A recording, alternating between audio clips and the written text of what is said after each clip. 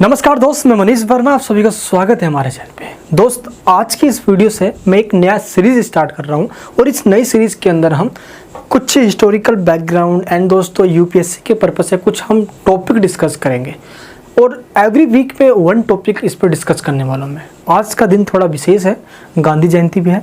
तो आज का दोस्त जो मेरा टॉपिक होने वाला है वो ये होने वाला है कि गांधी जयंती के पे क्या गांधी जी के विचार कार्ल मार्क्स से मैच खाते हैं? क्या समानांतर हैं, समान हैं या अलग है? किन बातों पे अलग है, अगर अलग भी है, और किन बातों पे समान है? और गांधी जी की दोस्तों क्या प्रासंगिकता है, दैट मीन्स इनके जो विचार थे गांधी जी के, आज के समय में इनकी क्या प्रासंगिकता है, इनकी रिलेवेंस क्या है। दोस्त, मैंने एक इंटरव्यू देखा था यूपीएससी का, तो उसमें यूपीएससी के अंदर जो इंटरव्यूअर हैं उन्होंने पूछा था कि गांधी जी के आप किन विचारों से आज इस समय सहमत नहीं होगे रिलेवेंस में। तो काफ़ी इंटरव्यू में पूछ लिए जाते हैं, तो गांधी जी के इन बातों से थोड़ा हमें सीख भी मिल जाता है। और आज के ज़माने में दोस्तों गांधी जी के टॉपिक पर चर्चा करना बहुत ज़रूरी हो गया है, क्योंकि इनके इन सिद्धांतों को आज कहीं ना कहीं इम्प्लीमेंट किया जा सकता है, रिलेवेंस है। तो किन सेक्टर में है, कहाँ पर है, किन बातों को नकारा जा सकता है, आज के इस वीडियो के अंदर हम बात करेंगे। सबसे पहले कार्ल मार्क्स के बारे में दोस्तों आपको पता होना चाहिए। ये है कार्ल मार्क्स, क्योंकि इतने गांधी जी के बारे में ऑलमोस्ट हम सब भारतीय जानते हैं, भारतीय क्या पूरे विदेशी जानते हैं।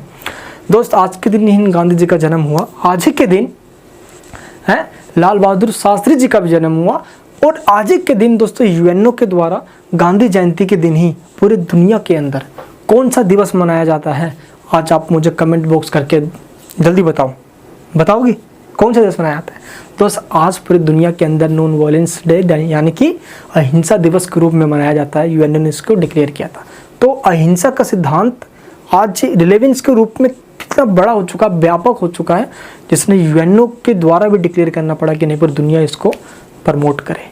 तो कह सकते हैं कि अहिंसा वर्ड जो है आज काफ़ी रिलेवेंट है। ठीक है, चलिए, तो ये बात तो गांधी जी की हम सब जानते हैं, कहाँ जन्म हुआ। तो मैं बेसिक पॉइंट पे तो नहीं बात करूँगा, हम मेन मुद्दे पे बात करेंगे। हम पहले इसकी बात कर लेते हैं। ये कार्ल मार्क्स है, जिसका जन्म 1818 जर्मनी के अंदर हुआ था। इसने दो पुस्तक लिखी है अपनी, दोस्त, कम्युनिस्ट मैनिफेस्टो और दास कैपिटल। इस दोनों पुस्तक के बाद इसने जो लिखी उसके अंदर बातें, उन बातों से साफ जाहिर हो गया कि ये पूंजीवाद का घोर विरोधक रहा।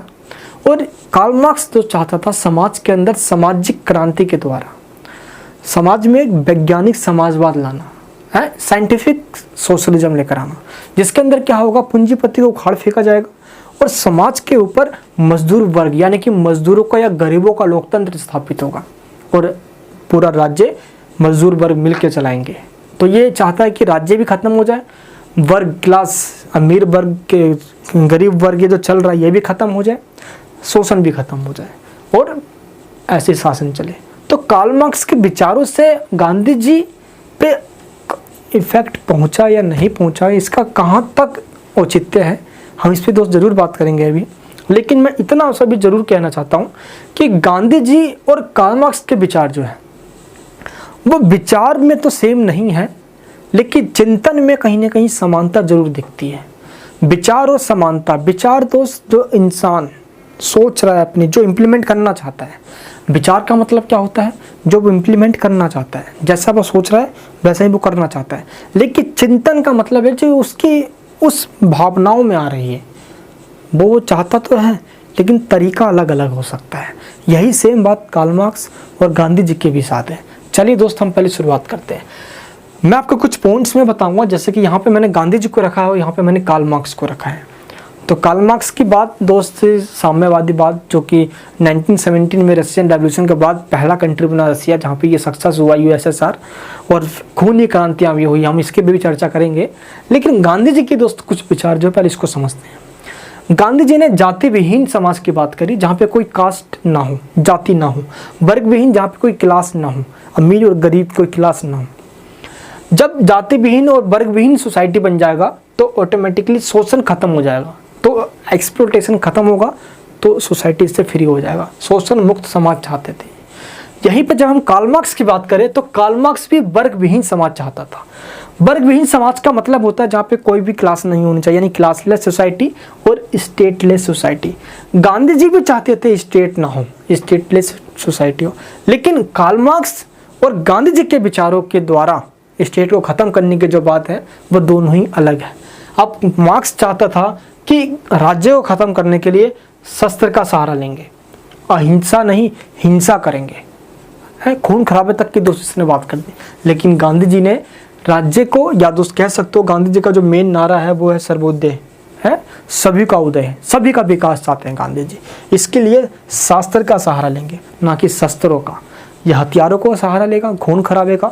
गांधी जी शांति की बात करते हैं, अहिंसा की बात करते हैं, शास्त्रों आध्यात्मिकता की बात करते हैं, और उसके द्वारा समाज के अंदर क्या क्रांति लाएंगे और समाज में परिवर्तन करेंगे। और इससे क्या होगा, सोसाइटी के अंदर दोस्त जाति विहीन और वर्ग विहीन समाज बन जाएगा। गांधी जी की विचार बता रहा हूं। एक पॉइंट यहाँ पे दोस्त, कैपिटलिज्म, जिसके घोर विरोधक कार्ल मार्क्स भी रहा है तो गांधी जी भी रहे हैं। गांधी जी भी दोस्त कैपिटलिज्म का काफ़ी विरोध किया इन्होंने दोस्त घरेलू उद्योगों को बढ़ावा दिया है, जो कि उस टाइम के लिए सही था। लेकिन आज दोस्त इस कंसेप्ट से दुनिया इस कंसेप्ट को नकार देती है, क्योंकि आज आपको लगता है कि कोई भी कंट्री विदाउट कैपिटलिज्म चल सकता है। हर दोस्त देखा जाए तो हर कंट्री के अंदर कैपिटलिज्म की व्यवस्था है और इससे छुटकारा नहीं पाया जा सकता।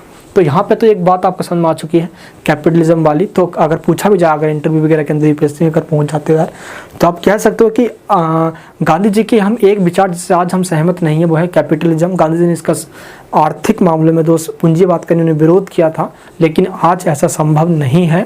आज पूंजीवाद के ही द्वारा दोस्त इकोनॉमी को बूमअप मिल रहा है। हाँ, इसके अपने ही पर दोस्त बुराइयाँ और अच्छाइयाँ हो सकती है, लेकिन पूंजीवाद को आज नकारा नहीं जा सकता।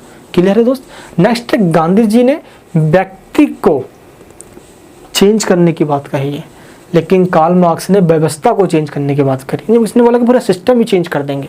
सिस्टम चेंज का मतलब क्या था इसका, कि हम टोटली नया सिस्टम लेके आएंगे, पूंजीवाद को खत्म करके साम्यवादी लेके आएंगे, कम्युनलिज्म लेकर आएंगे। लेकिन इस कम्युनिस्ट व्यवस्था को, कम्युनिस्ट सिस्टम को लाने से पहले क्रांति करेंगे। अब उस क्रांति के अंदर हिंसा भी हो सकती है। कार्ल मार्क्स, गांधी जी क्या कहते हैं, हम व्यक्ति में परिवर्तन लाना चाहते हैं, और व्यक्ति में ये परिवर्तन, क्रांति तो होगी लेकिन ये क्रांति आध्यात्मक है, आध्यात्मिकता के लेवल पे होगी। हम आत्मा का परमात्मा से मिलन करेंगे। व्यक्ति में दोस्तों अगर आध्यात्मिक और सांस्कृतिक लेवल पे चेंज आ गया तो समाज में ऑटोमेटिकली चेंज आ जाएगा।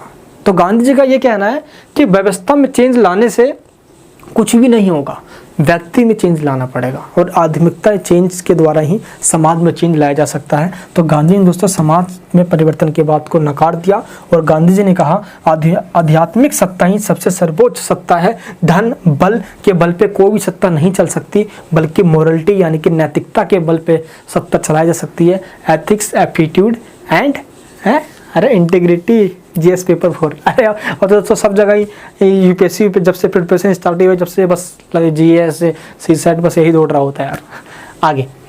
अब क्या हुआ दोस्तों, गांधी जी ने एक बात कही, कार्ल मार्क्स पे एक आरोप लगाया गांधी जी ने कहा कि कार्ल मार्क्स क्या कहता है कि हम राज्य को ख़त्म करना चाहते हैं, हम वर्ग को ख़त्म करना चाहते हैं, जिसके लिए हम मजदूरों को एक करना चाहते हैं। गांधी जी कहते हैं ये ढकोसला है। गांधी जी क्या कहते हैं कि पीड़ितों, जिसको कार्ल मार्क्स पीड़ित कहता है मजदूर वगैरह को, तो पीड़ितों की पीड़ा का फायदा उठाकर मजदूरों को इकट्ठा कर वो एक हथियार बनाकर ये सब करना चाहता है, लेकिन शोषण खत्म नहीं होगा इससे।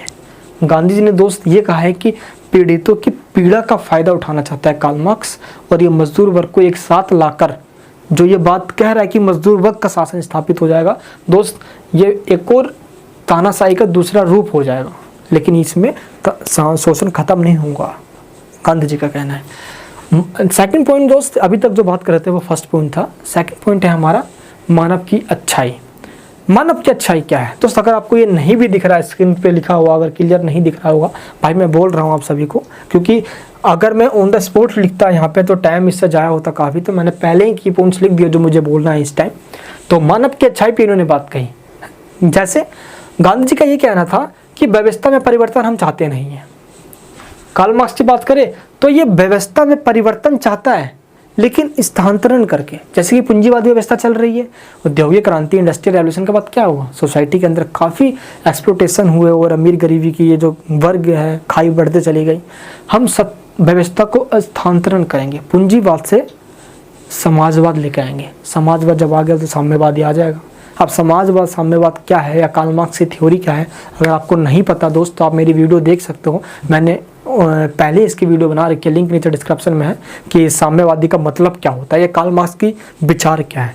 बहुत बेहतरीन वीडियो है, ज़रूर देखना। तो दोस्त गांधी जी कहते हैं यहाँ पे कि व्यवस्था में चेंज लाकर मार्क्स चाहता है कि शोषण को ख़त्म कर दे, बल्कि ऐसा नहीं हो पाएगा। जितना भी कोशिश कर लें कार्ल मार्क्स, ऐसा नहीं हो पाएगा। अब यहाँ पे एक एग्जाम्पल दोस्तों आता है दादा धर्माधिकारी का। ये भी सर्वोदय के विचार के, ये गांधी जी के बहुत बड़े समर्थक हैं। इन्होंने क्या कहा कि अगर कार्ल मार्क्स ऐसी बात कहता भी है कि चलो भाई पूंजीवाद खत्म करेंगे और समाजवाद लाएंगे, तो इसमें पता क्या होगा, ये मजदूरी की बात करता है।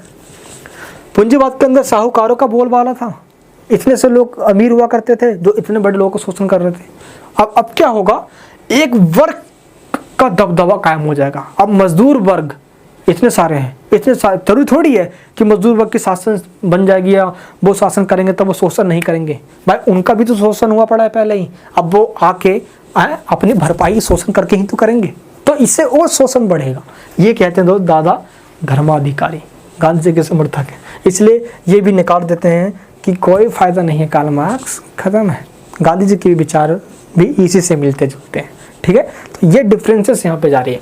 गांधी जी ने दोस्तों जो कहा है कि सत्ता, इन्होंने अनुशासन की सत्ता, डिसिप्लिन के सत्ता पे बहुत जोर दिया, अनुशासन की अथॉरिटी पे, जबकि कार्ल मार्क्स ने क्रांति पे जोर दिया। ये जो वर्ग संघर्ष चल रहा है, ये दोस्त स्ट्रगल चल रहा है क्लासेस के बीच में, इसको हम खत्म करना है, कार्ल मार्क्स कहता है। लेकिन गांधी जी कहते हैं कि हमें अनुशासन की सत्ता स्थापित करनी है। अगर एक बार सोसाइटी के अंदर, अगर दोस्त एक बार समाज के अंदर क्या हो गया, एक बार दोस्तों समाज के अंदर अनुशासन स्थापित हो गया, अनुशासन, तो अपने आप ही लोग क्या करेंगे, प्राकृतिक के नियमों के अनुसार चलेंगे। आज से पहले दोस्त प्राचीन काल के टाइम, ऋत आदि काल में भी क्या होता था, प्राकृतिक नियमों को माना जाता था। गांधी जी ने इसका एग्जाम्पल दिया। तो जब लोग प्राकृतिक नियमों को मान के अपने आप ही सब काम करने लग जाएंगे, अपने अधिकारों के से ज़्यादा दायित्वों का निर्वहन करेंगे, कर्तव्यों का पालन करेंगे, तो अपने आप ही सत्ता की जरूरत नहीं पड़ेगी। सत्ता का मतलब दोस्त यहाँ पे राज्य से है, और ये राज्य ऑटोमेटिकली खत्म हो जाएगा। तो गांधी जी भी राज्य की खत्म करने की बात करते हैं, लेकिन कोई हिंसा की बात नहीं कर रहे वो। उन्होंने कहा कि लोग प्राकृतिक नियमों के अनुसार ही अपने आप को ढलना स्टार्ट कर देंगे, चलना स्टार्ट कर देंगे, रेगुलेट होना स्टार्ट कर देंगे, अनुशासित हो जाएंगे, राज्य की जरूरत ही नहीं पड़ेगी, राज्य खत्म हो जाएगा। और ये आज के टाइम में दोस्त ये बात व्यवहारिक नहीं लगती है कि लोग प्राकृतिक नियमों के अनुसार चले, अनुशासित होकर चले और अपने आप ही सब चलता रहेगा और कुछ होगा नहीं। तो ये चीज़ जब अव्यवहारिक है, ठीक है। चलिए, गांधी जी दोस्तों कहते हैं कि राज्य के अंदर किसी भी कोई मतलब कि मजबूरी नहीं होगी या बाध्यता नहीं होगी कि भाई तू ये मत कर या ये मत कर, उसको यानी कि उसके काम को इंटरफेयर नहीं किया जाएगा। पहली बात दोस्तों यहाँ पे गांधी जी कहते हैं, गांधी जी का ये भी कहना है कि अधिकारों से ज़्यादा कर्तव्यों पर जोर दिया जाएगा। इसी से क्या होगी दोस्त, लोग अपना काम खुद करेंगे, स्वशासित राज्य, क्योंकि अनुशासित लोग हो गए, अब डिसिप्लिन के साथ रह रहे हैं, प्राकृतिक के नियमों को मान रहे हैं, अब लोग खुद ही स्वयं का शासन कर रहे हैं। क्यों? क्योंकि लोग प्राकृतिक नियम मान रहे हैं, सब डिसिप्लिन के साथ रह रहे हैं, तो सत्ता यानी कि राज्य की जरूरत पड़ेगी नहीं, तो राज्य खत्म। अब लोगों का शासन, इसी शासन को दोस्त गांधी जी ने लोक नीति का नाम दिया है, पब्लिक एडमिनिस्ट्रेशन का नाम दिया है, पब्लिक पॉलिसी का नाम दे दिया है, ठीक है। लोक नीति, लोगों के द्वारा किया जाने वाला शासन। गांधी जी दोस्त अब आगे चल के कहते हैं कि अध्यात्म और अनुशासन का इतना ज़्यादा बोलबाला हो जाएगा, लोग इतने ज़्यादा दोस्त डिसिप्लिन के साथ रहने स्टार्ट कर देंगे कि शासन अब अपने आप ही समाप्त हो जाएगा। इससे क्या होगा दोस्त, गांधी जी ने यह भी कहा है कि शासन को समाप्त करने में राज्य की भी भूमिका होगी। राज्य खुद ऐसी परिस्थितियां बनाएगा, लोगों को इतने अच्छे से ट्रेन करेगा, इस तरीके से लोग मतलब कि अनुशासित हो जाएंगे कि अब उनको खुद लगने लग जाएगा कि बस है, अब राज्य की जरूरत नहीं है, राज्य अपने आप ही खत्म हो जाए। तो ये राज्य की भी जिम्मेदारी गांधी जी ने दी है कि राज्य खुद ऐसी परिस्थितियों का निर्माण करे कि लोगों को लगे कि बस अब हमें राज्य की जरूरत ही नहीं है। और क्या होगा कि राज्य की अब जरूरत नहीं पड़ेगी, तो राज्य स्वयं ही समाप्त हो जाएगा।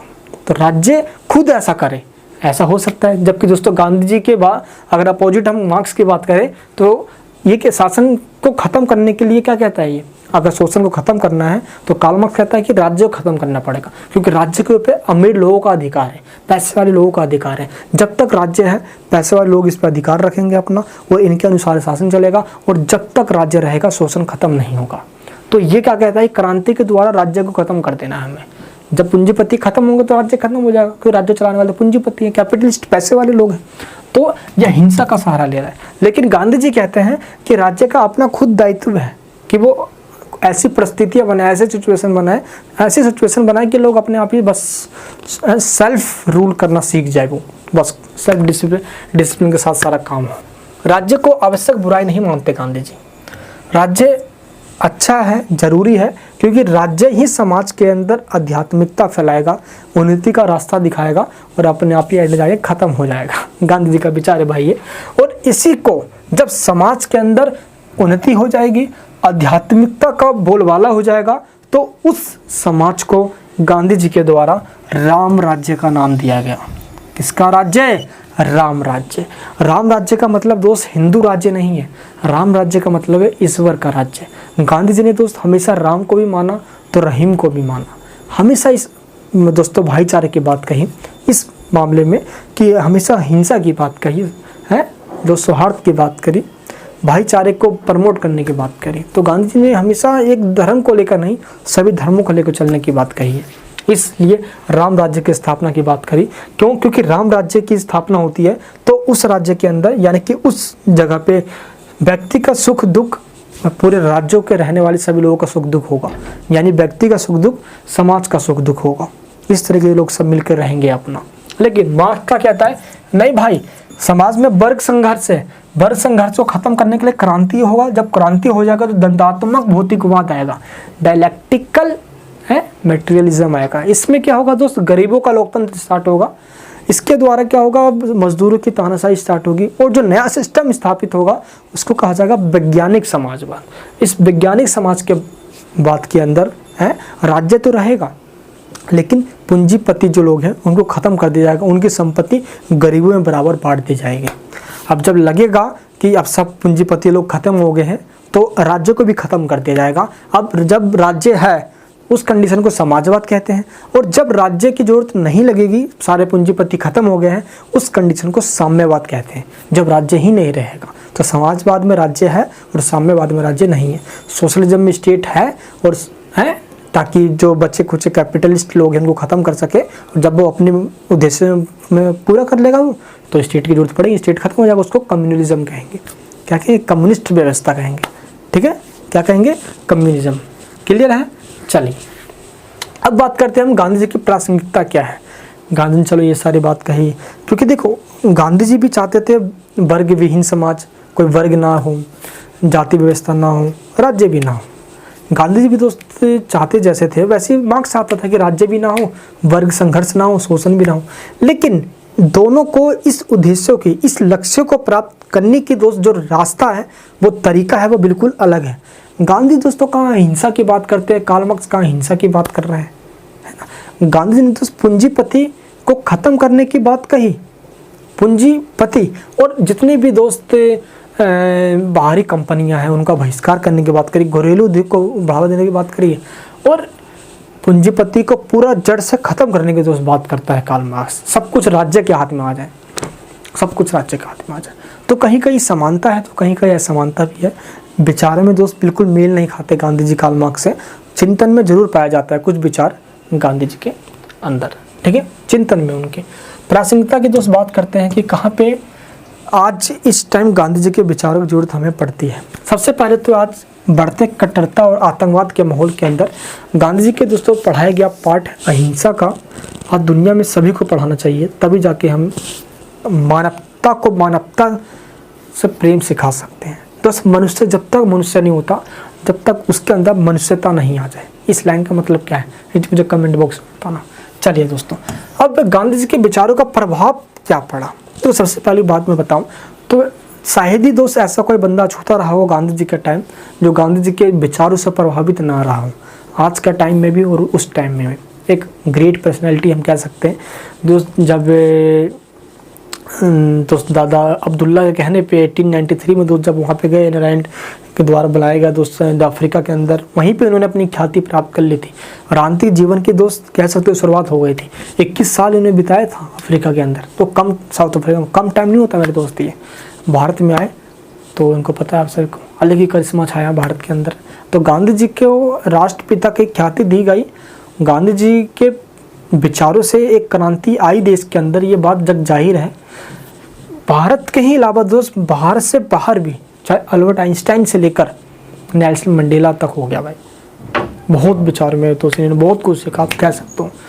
नेल्सन मंडेला देख लो अफ्रीका के अंदर, एंड तमाम दोस्त म्यांमार में दो आप देख लो भाई, एंड तमाम क्रांतियों के अंदर जहाँ जहाँ पे भी हुआ है गांधी जी के विचारों को अपनाया गया है।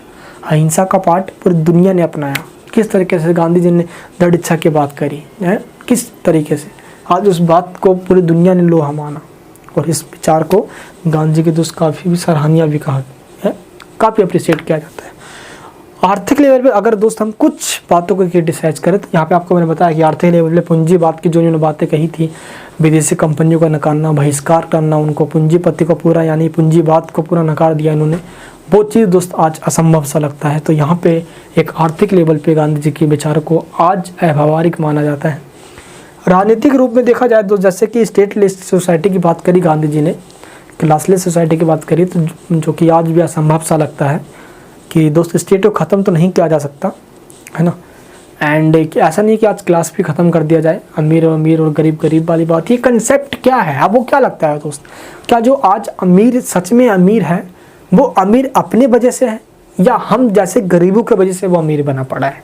एक कंसेप्ट है दोस्त, इसके पीछे बहुत बड़ा थ्योरी काम करता है दोस्त। जब मैं फाइनेंशियल एजुकेशन की वीडियोस बनाऊंगा एजुटेनमेंट चैनल के ऊपर, लिंक नीचे डिस्क्रिप्शन में है दोस्त, मेरा सेकंड चैनल है वो, उस सीरीज़ के अंदर आपको बताऊंगा कि मैं ये किस तरीके से ये अमीर और अमीर बनते जाते हैं, इसका राज क्या है, मैं जरूर बताऊंगा दोस्त आपको। उस चैनल को जरूर सब्सक्राइब करना, लिंक नीचे डिस्क्रिप्शन। दोस्त आपका क्या कहना है आज इस गांधी जयंती के अवसर पे, क्या गांधी जी को सिर्फ 2 अक्टूबर को ही याद रखना चाहिए? सोच रहे एक बार तो गांधी जी के दोस्त इन विचारों को हमें अपने जहन में उतारना चाहिए। ऐसा नहीं कि 2 अक्टूबर को ही याद रखें और उसी दिन हमेशा के लिए। दुनिया के अंदर शांति और अहिंसा के पाठ पढ़ाने वाले गांधी जी सबसे बड़े पुजारी हैं, और इस पुजारी को सम्मान तो मिलना चाहिए। चलिए दोस्तों, आज गांधी जी की जयंती पे मैं यार क्या मतलब कि भावपूर्ण कह सकते हैं कि विनम्र पूर्वक उनको याद करते हैं, और आज हम ये वचन लेते हैं कि गांधी जी के सिद्धांतों को हम अपने लाइफ में जहाँ तक हो सके जरूर उतारेंगे, और सत्य के मार्ग पर चलते हुए, अहिंसा के मार्ग पर चलते हुए दुनिया को भी इसका पाठ पढ़ाएंगे। चलिए, चैनल पर नए हो तो सब्सक्राइब करना, बेल आइकन ऑन करना। मैंने जो छोटा टॉपिक आपको समझाया, मुझे लगा कि चलो आज कुछ तो बोलना चाहिए इस टॉपिक के बारे में। मिलूंगा दोस्त नेक्स्ट वीडियो के अंदर। नए हो तो सब्सक्राइब करना, पुराने हो तो बेल आइकन ऑन करना। नए हो फिर भी बेल आइकन ऑन कर लेना, ऐसा नहीं कि पुराने वालों को करना है। चले दोस्तों, लाइक करना इस वीडियो को, शेयर जब सब दोस्तों पे करना, ताकि और लोगों को इसके बारे में पता चल पाए। और भी काफ़ी सारे टॉपिक्स मैंने कवर कर रखा है, आप उसको ज़रूर देखना। मिलूंगा नेक्स्ट वीडियो में। जय हिंद, जय भारत।